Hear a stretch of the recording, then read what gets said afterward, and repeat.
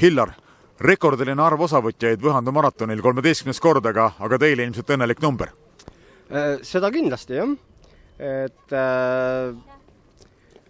üle 2000 osaleja, üle 1000 paadi, et täpsed numbrid, palju nüüd veele paate läks, saame me peale esimest kontrollpunkti.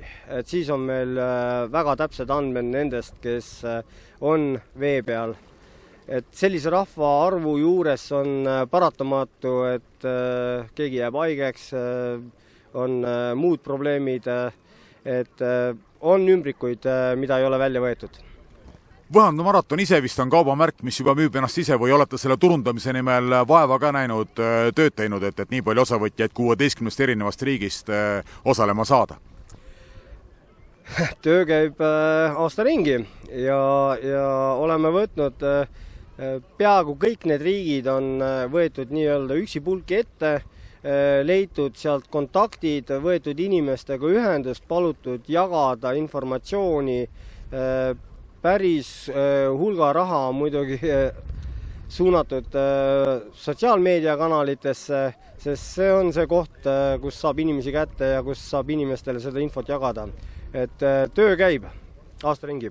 Ja see on ajalooline sündmus.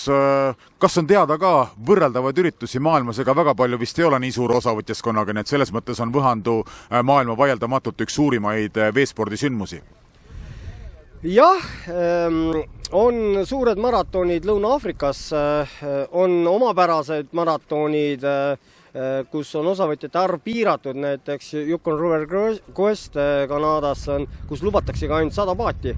Seal on muidugi pikkus selline 715 kilomeetrit. On teisi suuri maratone siin Euroopas, on Krumlovski veemaraton, kuid ütleme sellise pikkusega ja ütleme sellise huvitava distantsiga, et me sõidame ju põhimõtteliselt järvest järveni. Et me sõidame ühe päevaga terve jõe läbi, et see on selline ainulaadne ja omapärane. Ja kindlasti see, et Võhandu jõgi on fantastilise loodusega ja ta on vaheldusrikas.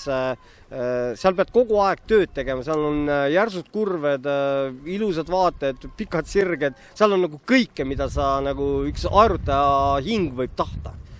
Vee ja ilmaolud 12 varasemat aastat ilmselt on pakkunud kõike selles kontekstis, kuidas tänavused olud, õhutemperatuur on suhteliselt okei siin stardis, kuidas veetase jões?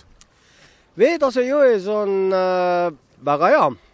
Ütleme nii, et üllatavalt hea. Olime valmis palju halvemaks olukorraks ja et seda lund oli meil nii, nagu ta oli ja see kevad oli ka nii, nagu ta oli, aga siin mõned vihmad ja ilmselt see sügisene vihmane periood hoidis ikkagi seda vett nii palju, et täna on olukord selline, kus võime öelda, et veetase on väga hea ja loodame, et tuleb väga kiire sõita.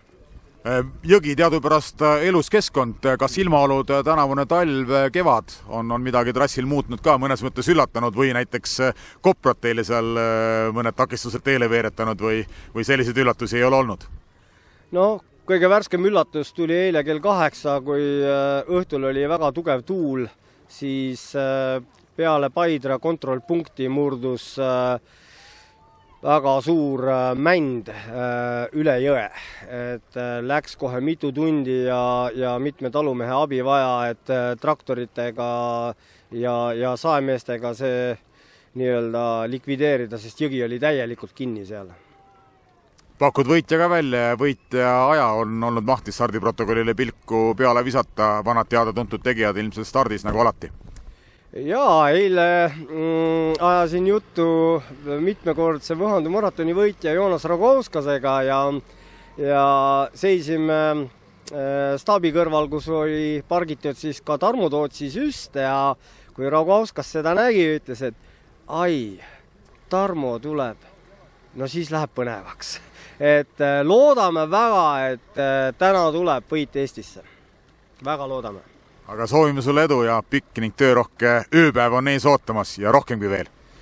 No ütleme nii, et peale stardipauku ja kui see järv nagu tühjaks ära saab siit, siis on pooled pinged maas. Et siis läheb natukene juba lõbusamaks, aga viimane nädal on päris unetu olnud. Aga soovime sulle selleks lõpuks edu ja praegu veel järv tühi ei ole, nii et hetkel on ilmselt veel adrekas üleval. Seda kindlasti, aga aitäh teile!